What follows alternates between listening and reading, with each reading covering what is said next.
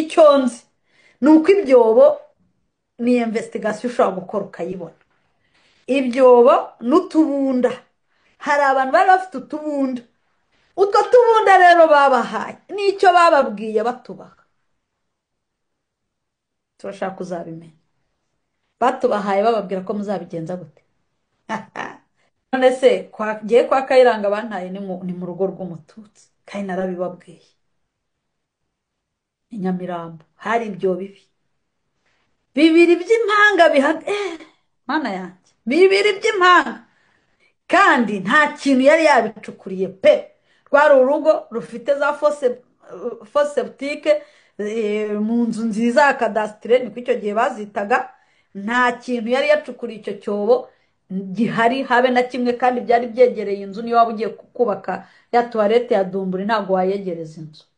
ubwo rero ko byagenze bara umupfu, hari abantu bahawe imbunda, hari n'abihungiye barigendera bagaruka ari abacikacumu. Ntabwo abatutsi bose bari babizi, nanjye ntabyo narenze. Ntabwo abatutsi bose bari babizi, hari abatutsi bagambaniye abatutsi. Ibyo bintu tujye tubivuga uko byagenze.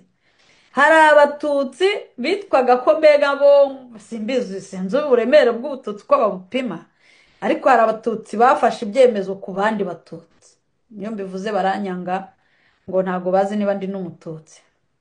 Hari abatutsi badufatiye ibyemezo, twebwe rubanda ruciriritse rw'abatutsi baciriritse. Hari abadufatiye ibyemezo, ibyo byemezo badufatiye rero reka niceceke, reka mbihorere. Icyo nzi cyo ni uko jenoside yakorewe abatutsi yari yarateguriwe abahutu, ariko uwabibwiwe atyo akabyemera nawe ni umurwayi wo mu mutwe. Kuko kukubwira ngo wowe baguhaye akabunda ngo ugende ukaryamane mu nzu iwawe, ngo hanyuma ngo sinzi uko bizagenda, ngo hanyuma wowe ukica abahutu, uzabicisha iki? Anyway, sawa, ko byagenze bara umupfu, twarabizize. Mwe mwafashe utubunda, mwe mwacukuye ibyobo, ni mwe mwatwicishije, mwe nabo mwari mwabiganiriye. Kuki mutabashije no kubona ko ibyo bintu bababwira bidashoboka? Ko ahubwo bizatumarisha, kandi ko ariko byagenze.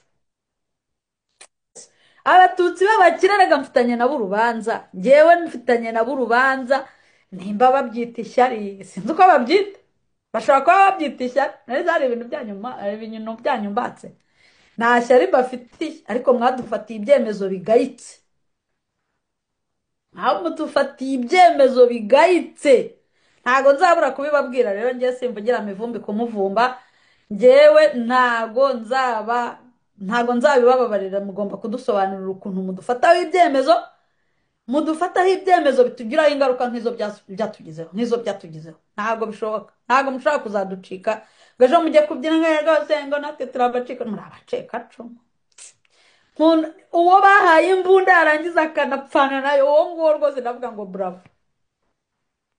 bravo. Nubwo twajyanye bwose mukajyana n'abacu benshi, ariko muri abantu babi cyane. Rwose mwumvaga bizagenda gute?